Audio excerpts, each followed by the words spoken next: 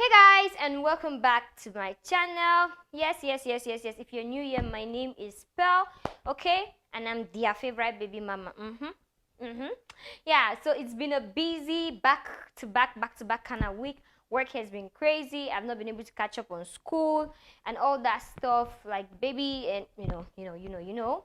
So Oga at the top, our Oga at the top, okay? The Oga has been back, and reasons why I'm doing this video is just to, as you can tell from the title, how to apply for a school in Canada, because he did come back with one of his family members. They've been trying to get over to Canada, and yeah, he's just going to have the honors of explaining the procedure of how to apply for a school or how to get a school in Canada. So let's give Oga the honors. Okay. Yeah. Okay, guys, but you can see boxes everywhere in my house. I don't even have space for myself anymore, okay? So, yeah.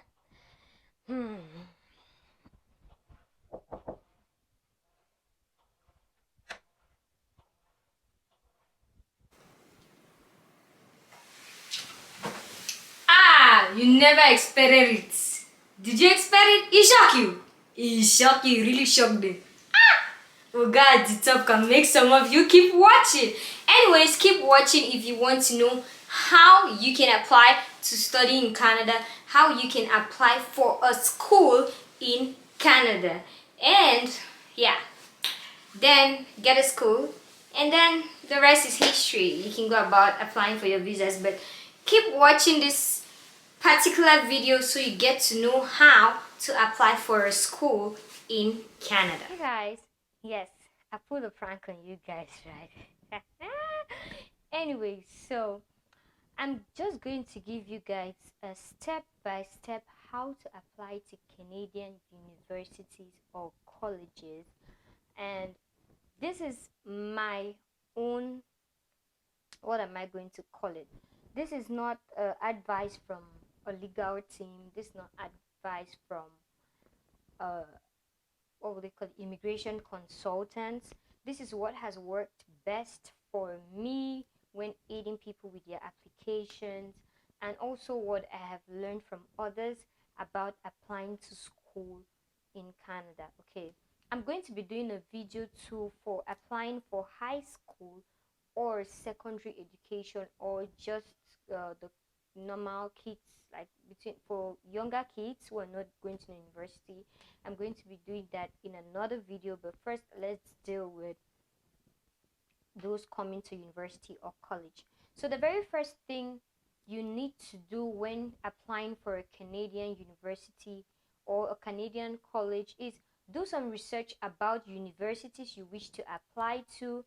Make sure that you have at least 3 options, 3 to 5 options, at least 3 that you want to apply to, just in case, okay? Just in case.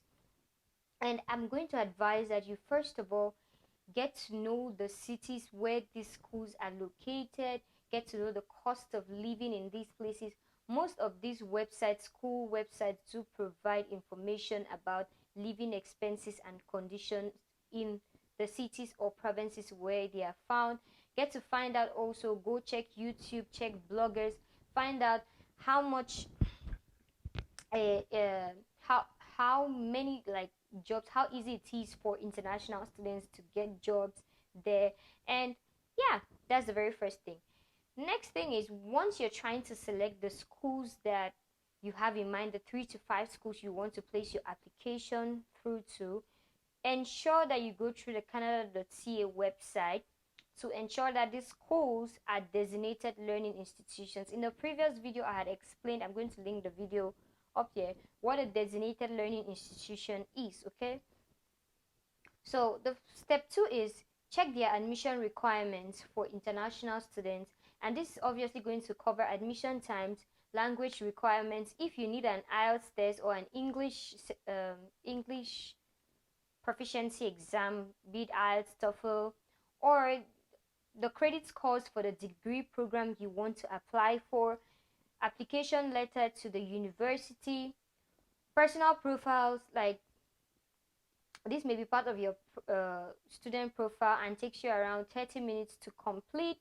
That's all you're going to find on the school's website, okay?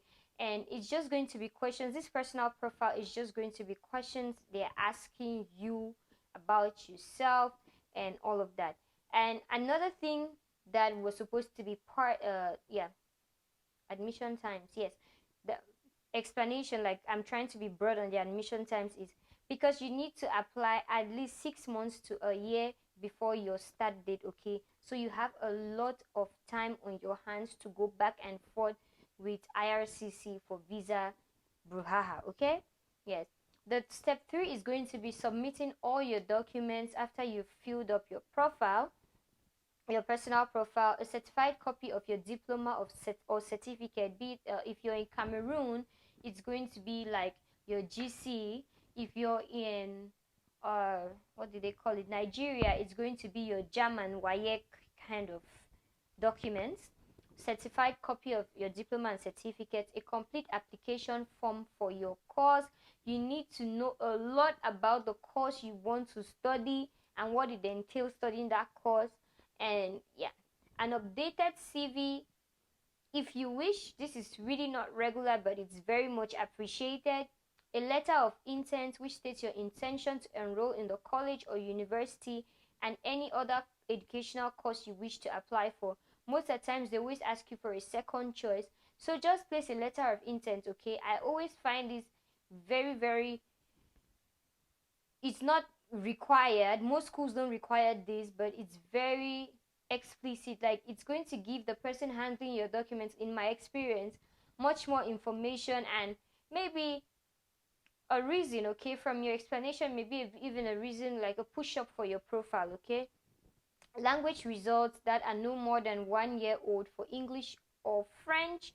If you're going to study in French Canada, the French side of Canada is Montreal, Quebec City, New Brunswick, and the school requires you to take a French exam. These exams should, such as the TEF, TCF, DALF, that's the DALF and the DELF, make sure they are not more than a year since you wrote these exams or the results came out, okay? Proof of funds. This proof of funds mostly happens, it's when you're applying for your visa application, like this for your visa application, okay?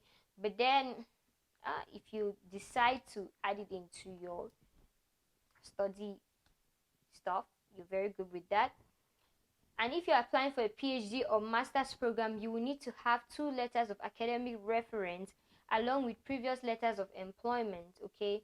And if you did not study in Canada, some schools may require to have your education assessed with an ECA, that's Educational Credential Assessment. So if your school requires this, the school you're applying to, make sure you get all of this accessed, okay? And after your application is processed, the university is going to offer you, get your offer of admission, which is also called an acceptance letter. Most of them have provisional acceptance.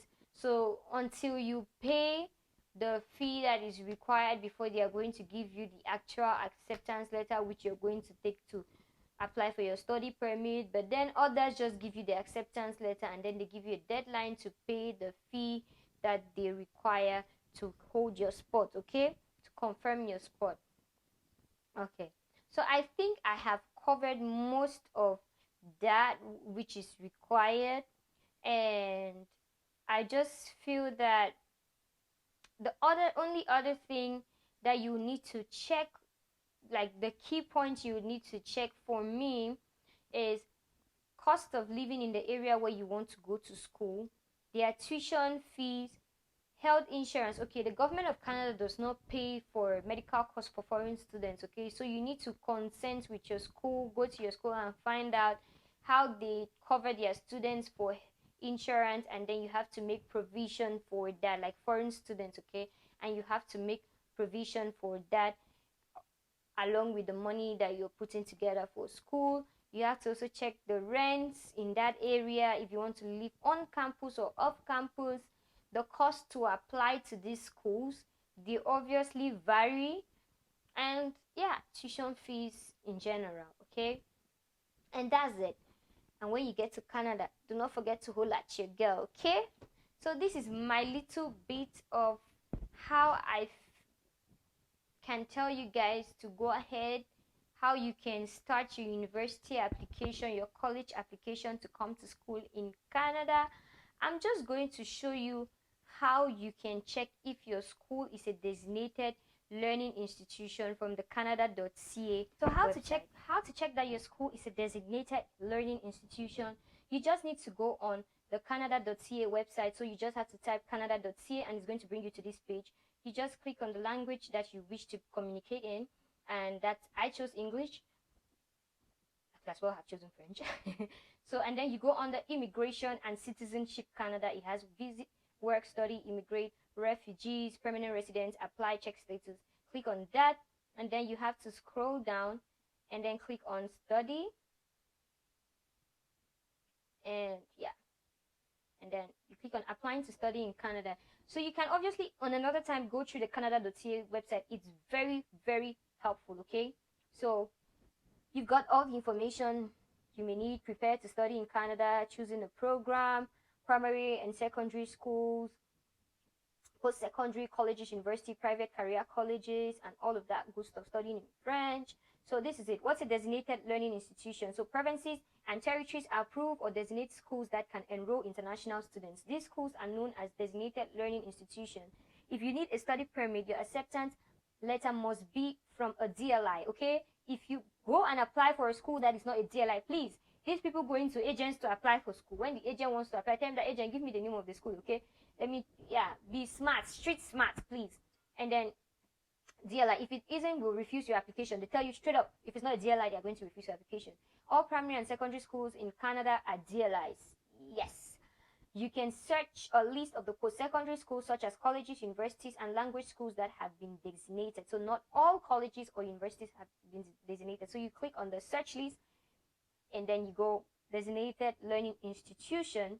To apply for a study permit, it just gives you the same information. So you need to go, you come down to list of designated learning institution. Let's just click on, let's say, let me pick Alberta.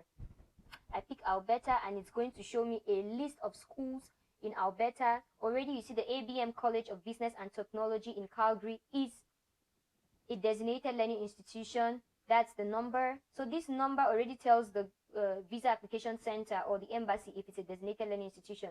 They all have their different numbers, okay? So yes, city, Calgary, campuses in Calgary. Does it offer a postgraduate work permit eligible program? It says no. Okay, this is another thing that you need to pinpoint on. If it offers a postgraduate work permit eligible programs, meaning after studies in Canada, international students can apply for postgraduate work permits, which at times is between 1 to 3 years they give you, and after that, if you work in the field of your study, you can be eligible to apply for permanent residence, okay? That's for those who want to remain in Canada, okay? Those who want to jackpot and leave their countries. Jackpot for life.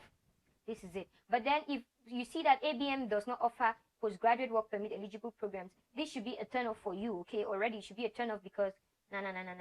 Let's go to one that does. Okay, we're going to take let's just look for something else. I don't want to use Alberta University. Okay, let's use the Athabasca University of Edmonton. It's a designated learning institution, and yes, it does offer postgraduate work permit. So if you go on to Athabasca and then you look at their programs and you find that you have programs that are things that you love, or your program of choice is among, and they grant you admission, you stand a chance of getting a postgraduate work permit because they offer postgraduate work permit eligible programs, okay? Yes. So guys, thank you so much for watching. We've come to the end of this very amazing and educative video. I have been wanting to do this video for a very long time, and it's finally out of my bucket list, okay? I do hope that in the coming days, I'm going to have a lot of time to film so many lovely, amazing content with relation to migrating to Canada. I have a lot of them written down.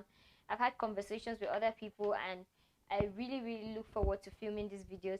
I haven't changed the way my office space looks, okay? How my office desk is facing the window right now, giving us the opportunity of better lighting. Our videos can be more exciting, more beautiful. Yeah, so in the coming days, just watch out for this space for more exciting mama videos, more exciting immigration videos, more exciting Canada videos, just more and more exciting stuff. Okay, we're going places. Do not forget to give this video a thumbs up. Do not forget to share, because my destiny helper may be your neighbor, but because you've not shared my video, my destiny helper cannot meet me. Okay, do not forget to share, like I said, and obviously comment down in the comment section below, and reach out to me on my social media handles. It's in the description box. If you have a personal question you want to ask me and you don't want to put it in the comment section, I'm always looking at my DMs. Until next time, it's your favorite baby mama